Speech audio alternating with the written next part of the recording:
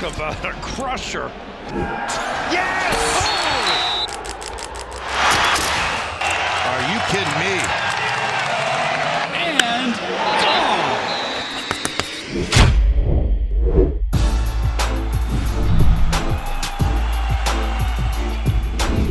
Welcome back to the Schoolyard Sports Lane Frank podcast. I'm the host of this podcast, Lane Frank. We're now in episode 7, and my World Series prediction was right. It is Rays versus Dodgers. I said that the Dodgers would win this series in the last episode 4-1. That might just happen, but the World Series matchup is set. There are a lot of college football upsets, and the Big Ten is back. Boy, am I excited for some Big Ten football. Michigan versus Minnesota. What a game that would be. But stay tuned for Schoolyard Sports with Lane Frank.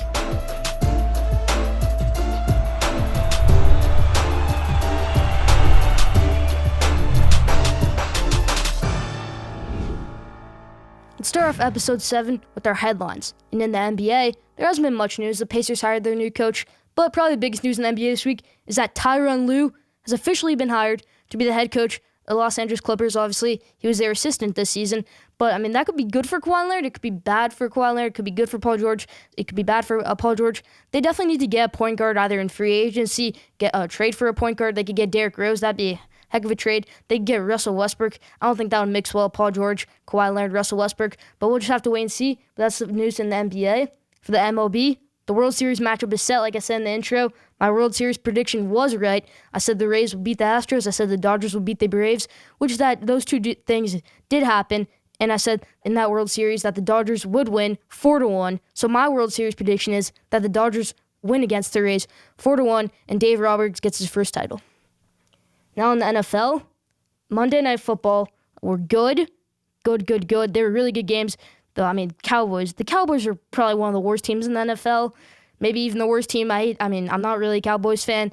The Andy Dalton had a really, really bad game. Chiefs, Patrick Mahomes. Literally, he's probably one of the greatest players of all time already. That's not outrageous to say. He is the fastest player to ever get to 90 touchdowns, and he missed a whole season. He didn't play at all his rookie season. That's crazy. He did not play at all his rookie season. But, the Buccaneers, what a statement when that was against the Packers. The Packers, they're a bit reliant on Aaron Rodgers. When Aaron Rodgers has a bad game, they don't do well. It's a big problem with the Packers. The Buccaneers got a statement win at home. That's a good one for Brady. Probably his biggest win with the Buccaneers. The Jets, Giants, and Falcons all went into this week. Haven't won a game. But 2 of those teams won a game this week. Giants, my favorite team, beat the football team, the Washington football team. That was a really good win for them. Kyle Allen played a pretty decent game. Daniel Jones, I'm not giving up on him yet. I think if Trevor Lawrence is there, Trevor Lawrence is 1 in a million talent. He could be Peyton Manning. That's my projection for him to skyrocket in his career, be like a Peyton Manning, Tom Brady. My comparison for him is Peyton Manning. So we'll just have to wait and see. But Giants got a big win over Washington, stopping a 2-point conversion, win the game. The Jets, you guessed it, they lost against the Dolphins. The Dolphins are pretty good. They could be a good team. They obviously benched Ryan Fitzpatrick. They're going to bench Ryan Fitzpatrick for the rest of the season. Maybe they're going to start Tua Tagovailoa. That's a bit of a head-scratching move for me. I don't really understand that. They have a lot of momentum. All that momentum could be lost with Tua at quarterback. And I'm not super excited about Tua playing this season. Maybe if they had 6 losses or something, I would say, okay, play Tua. Bench Ryan Fitzpatrick, see how it goes. But no, they're definitely in the playoff hunt. They're one of the best teams in their division. So that's a bad decision for them. And the Falcons, obviously, they beat the Vikings. Kirk Cousins had a really bad game, 3 interceptions. He turned it around a little bit then. I had him on my fantasy football team. Not a right decision. I had Matt Ryan on my bench. Matt Ryan had many more points than Kirk Cousins. So Kirk Cousins didn't have that great of a game. And the Falcons, maybe Matt Ryan's career with the Falcons was saved that game. Probably not. I think they'll probably still move on with him this offseason. We'll have to see how he does for the remainder of this season. But that's about it for the news in the NFL. Now, college football. The Big Ten is back. The Big Ten is back in college football, and that is very exciting for me. I'm a Michigan fan, and there will be a major upset in the Big Ten. I'll say that when I talk about college football. I'm not going to say that in the headlines, but I do think there will be a major upset in the Big Ten. The Big Ten is back. Florida, I think they might have to cancel their game this week also. They have 25 positive tests. That's just bad. 25 new positive tests. Dan Mullen, their head coach, said that he wanted to have 100,000 fans at their game. He has the virus now. I don't think he wants that anymore. And that's about it for headlines this week.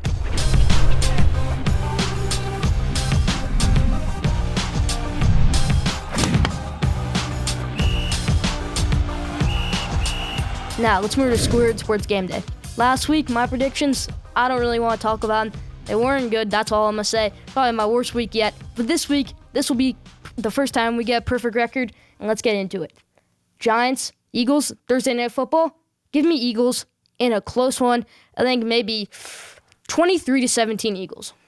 Browns, Bengals. The Bengals got off to a hot start like they did in that Colts game, but they collapse, and the Browns win 34-27. Steelers, Titans. I like a close game. This might be the best matchup of the week. Battle of the undefeated teams. Like a close game in Tennessee. The Titans have earned my respect. I did not think they were a good team. Then they beat the Bills. Then they beat the Texans. So I think they're one of the best teams in the NFL now. So I have the Titans winning one close over the Steelers. Let's say 40-37 Titans. Cowboys versus Washington. Washington 27-17 at home.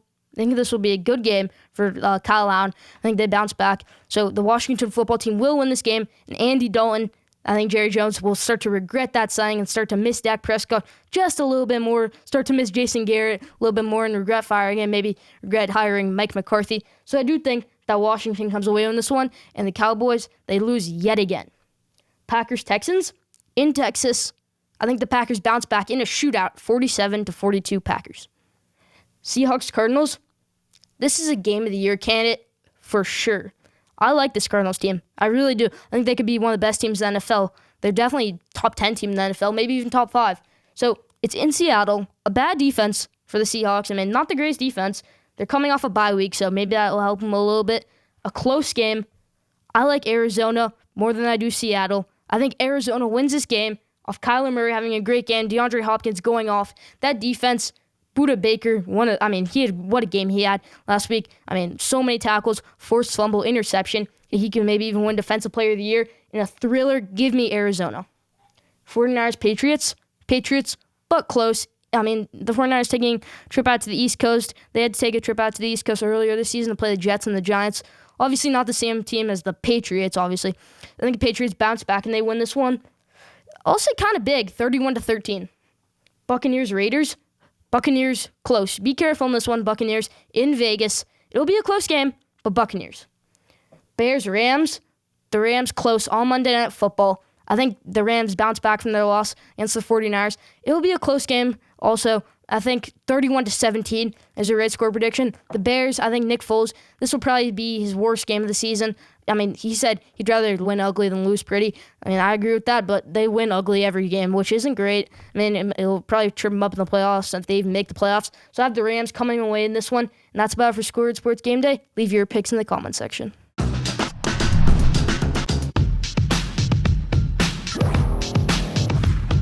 Sticking with the NFL, let's move to top 5.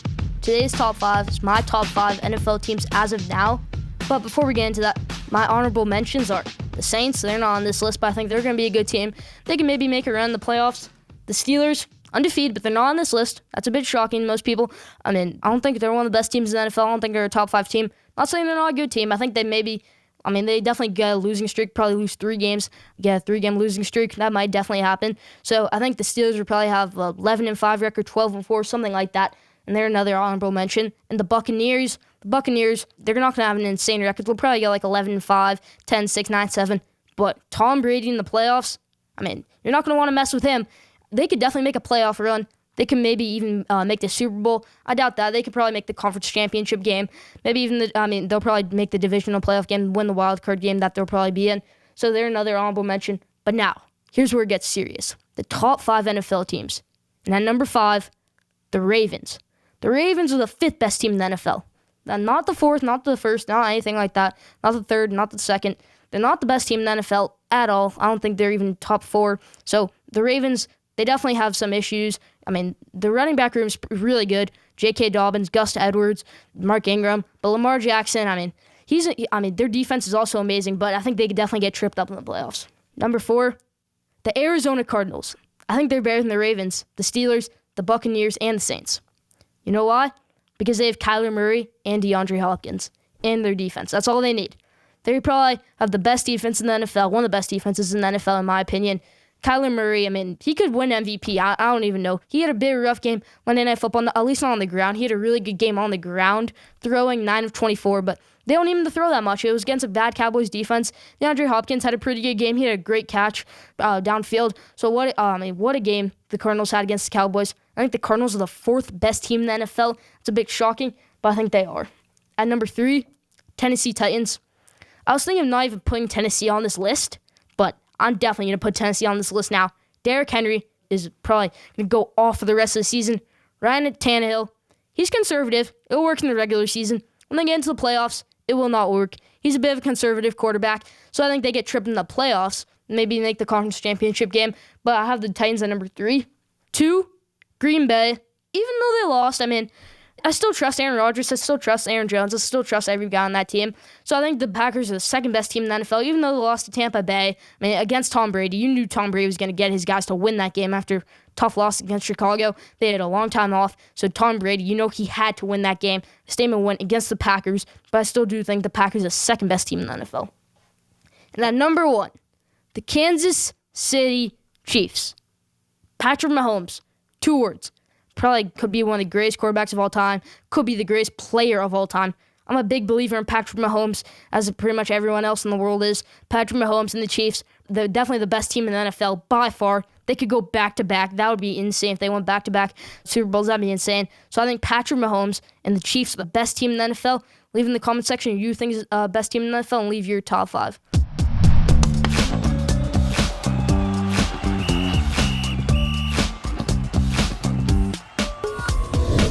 Now, my MVP of the week and my LVP of the week.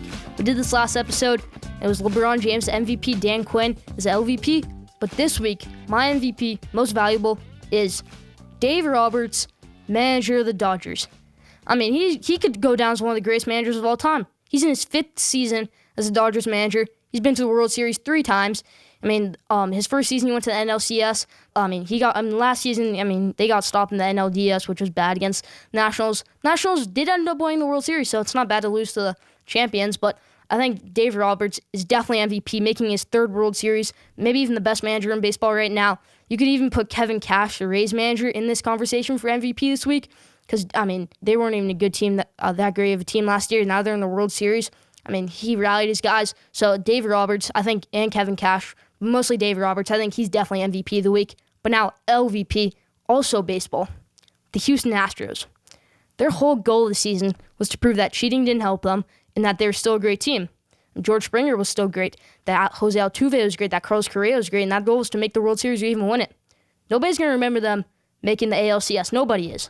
So I think that the Astros, they're definitely losers this week, not making the World Series. So I didn't care too much about the Astros' whole cheating scandal, but the Astros, I think definitely that's bad for them. Jose Altuve, all of those guys. So that's bad for my MVP of the week and least valuable of the week. Leave your MVP in the comment section.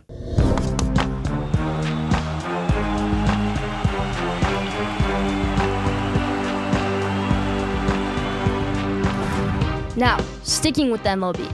As I said earlier, my World Series prediction was right. I said it would be Dodgers and it would be Rays. But now I'm going to get a little bit more in depth with it. I think I'll say the outcome, which I said in the last episode, 4-1 Dodgers. But I think Dodgers win Game 1. They win Game 2. They win Game 3. They lose Game 4. They win Game 5. And they're the new World Series champions. I think they definitely will be. It'll be an interesting offseason for the Dodgers. Obviously, they don't have to worry about losing Mookie in the offseason free agency. They obviously got a huge deal right before the season started. The Dodgers, Mookie Betts might have been their missing piece all these years when they lost in the World Series to the Astros and the Red Sox. He was probably their missing piece. So I think that Mookie Betts will get the Dodgers over the hump. Same with Cody Bellinger. He's a bit sore. David Roberts said he'll be good, though. So I think the Dodgers win this World Series against the Rays. The Rays do not get their first title ever. They will not.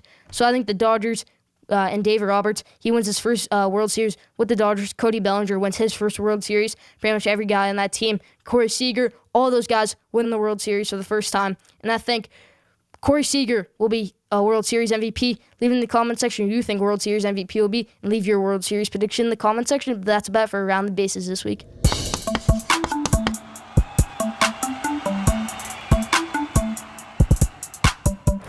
Now, let's move to what lane would I take. My decision. If I was an NFL GM last year and I'm the Bengals and Trevor Lawrence is in that draft class, who do I pick? Trevor Lawrence or Joe Burrow? People say Lawrence struggled in the national championship against Joe Burrow. You know what I see? I see a true sophomore who led his team to his second national championship in his second year. That's insane. Leading your team to the second national championship in your second year, winning it your first year, I have no problem with him playing poorly in that game at all. And I would definitely take Trevor Lawrence if I was an NFL GM. Like last week, he had 400 yards and 5 touchdowns. That's not a final game stat. That's a halftime stat. Joe Burrow never did that in college. Trevor Lawrence is easily my decision here. Not even close. Joe Burrow, he's a good player. He's a good player, definitely. If Trevor Lawrence wasn't in this draft class, I'd probably take Justin Herbert over Joe Burrow.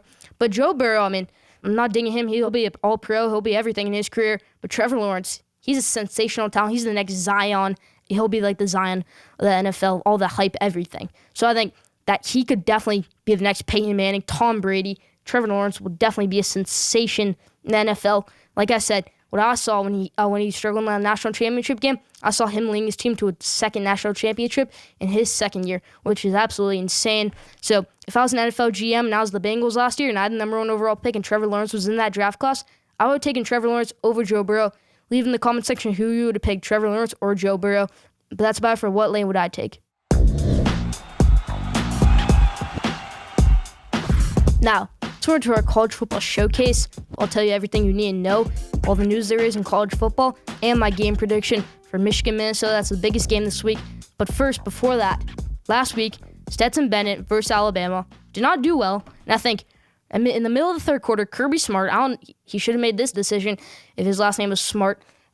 He should have benched Stetson Bennett and put in JT Daniels. No doubt about it. Stetson Bennett, you see him throwing interceptions, you take him out right away. That's your biggest game this season. You put in JT Daniels, an electrifying quarterback, transfer from USC. And if I'm Kirby Smart right now, I bench Stetson Bennett for JT Daniels for the rest of the season, unless JT Daniels does horrible. But I think that was the wrong move of Kirby Smart to keep Stetson Bennett in the game. He should have definitely put JT Daniels in. But as I said in the headlines, that the Big Ten is back. The Big Ten is officially back on Saturday and Friday, Wisconsin versus Illinois. That was an upset game last year. Illinois upset Wisconsin in Champaign, Illinois. But that won't happen this year. But I do think that one big upset will happen in the Big Ten, and it will be Indiana over Penn State. It's in Indiana. It was a really close game last year, and that was in Happy Valley. So I think Indiana, no doubt about it, wins this game. Journey Brown, Penn State's running back, he's out for the rest of the season now. The medical condition, that's bad for Penn State. Huge loss for them. Huge loss. So I think Indiana will upset Penn State. Michael Penix Jr., their quarterback, Indiana, they will definitely win this game against Penn State, and they'll move to 1-0, and Penn State will move to 0-1 and drop heavily in the rankings, and Indiana might even be in the top 10 after getting this upset.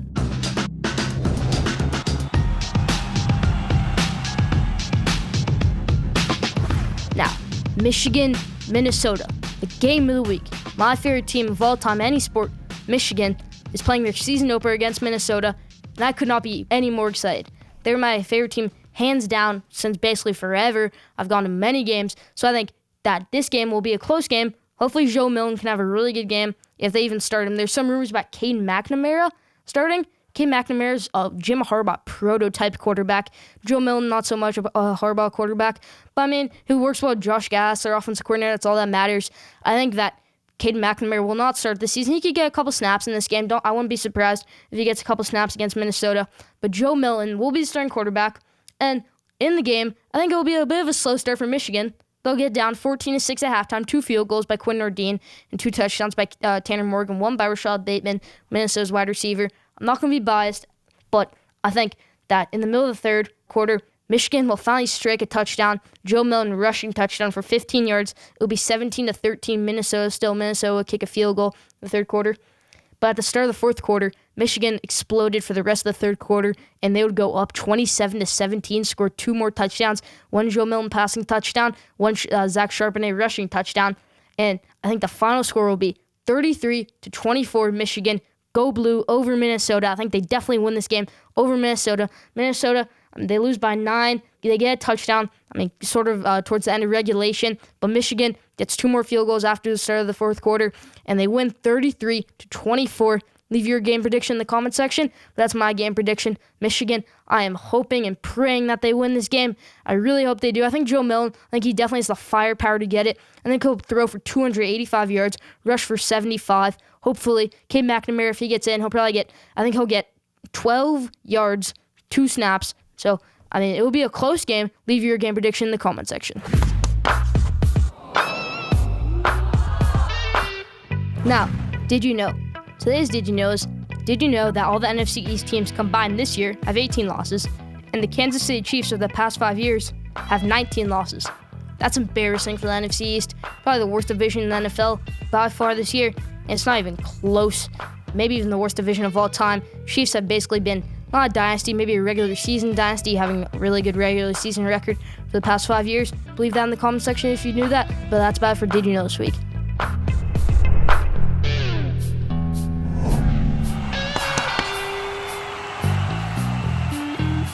Now, 2018 NFL draft class. It was loaded with star quarterbacks, but who was at the top of the class? Was it Sam Darnold, Josh Allen, Baker Mayfield, probably not him, Mason Rudolph, or Lamar Jackson? There's probably an easy answer here, Lamar Jackson, but let's rank them all. Lamar Jackson, number 1. He's accomplished the most. He's won MVP. That's kind of obvious that he's number 1, but here's where it gets a little tricky. Number 2, if Sam Darnold had the same talent as Lamar Jackson with those same pieces that Baker Mayfield had, he would be at number 2. But I'm going to say Josh Allen's at number 2 here. Probably one of the most talented quarterbacks in the NFL. That doesn't mean he has the same decision-making as like Tom Brady or anything like that. I definitely think he has more talent than Tom Brady right now in his career. He's probably one of the fastest quarterbacks in the NFL. He's mobile. He has a strong arm quarterback, probably second to Mahomes, the biggest arm in the NFL. But some decision-making can be bad for him. He can fumble the ball sometimes. He can throw the ball late. He can sometimes overthrow his receivers. We saw that a little bit with Stephon Diggs on Monday Night Football, and he definitely fumbles the ball a lot. There's a couple of interceptions. So that's really kind of bad with him. But I still do think he's at number 2. Number 3, this one's tough. It's between Baker and Sam Darnold. If you asked me this before the Steelers game, I'd say Baker. Now, no. Sam Darnold. I'm high on Sam Darnold now. If he had the same pieces as Baker, he would be a Pro Bowler. No doubt about it. No question. I'm not even questioning that at all. Sam Darnold will definitely be an elite quarterback if he had those kind of pieces. I think that's why the Jets definitely shouldn't take Trevor Lawrence. That's why even if they do win Trevor Lawrence sweepstakes and win the number 1 overall pick, I don't think they'll take him. I think that's the wrong decision to do. It'll probably be up to the new head coach, obviously, since Adam Gase will definitely get fired this offseason. If you don't think that, then I don't know. But I think Sam Darnold is probably the 3rd best quarterback in this draft class. Now, Baker Mayfield or Mason Rudolph. Mason Rudolph, we saw him start last season. He was pretty good. He got benched mid-season. Wasn't the greatest, actually. So, Delvin Hodges, he took over for him. But Mason Rudolph, we saw some signs, some good things from him. We saw some bad things definitely from him. Obviously, the Myles Garrett thing, probably the highlight of his career. But I don't think he might not ever be a starting quarterback in his career. But I do think that, I think Baker Mayfield, you have to put him over Mason Rudolph here. But, easily you have to put him over Mason Rudolph. He's obviously played more than him. He had a really good rookie season. Baker Mayfield, that's probably the highlight of his career, having a great rookie season. So I think Baker Mayfield is probably right there. And then last, it's between Mason Rudolph and Josh Rosen. Josh Rosen, if he had an opportunity, I'd say Josh Rosen. Josh Rosen, I thought he would be like an elite quarterback. I thought he would be like a Tom Brady, but obviously he's kind of a bust. He's never really gotten a fair chance, though. He's never really gotten a good team. He kind of got unlucky in Arizona with that whole situation. They definitely should have gave him a second year, but he went to Miami. Miami, they didn't have the same pieces for him. They were tanking, defensive-minded coach, and I do think Brian Flores will work well with Tua, but if Josh Rosen had the same opportunity as Mason Rudolph, I would put him above Mason Rudolph, but I just can't do that. Mason Rudolph, he's played more. He's played decent, not the greatest. So I think Mason Rudolph is not the worst quarterback in this draft. Josh Rosen, top 10 pick, number 10 overall pick. Yeah, he's the worst quarterback in this draft. That was selected in the first few rounds. So Josh Rosen, I think he's definitely the worst quarterback in this draft. What ruined his career was his first season in Arizona, not playing that well. They definitely should have given him another season, but they didn't. So I think Josh Rosen is the worst main quarterback that was taken in this draft. Rank these quarterbacks from the 2018 draft class in the comment section, but that's what I think. And that's about it for the top of the class, 2018 draft class, pretty much. Not redrafting, but ranking all those quarterbacks. Leave your rankings in the comment section.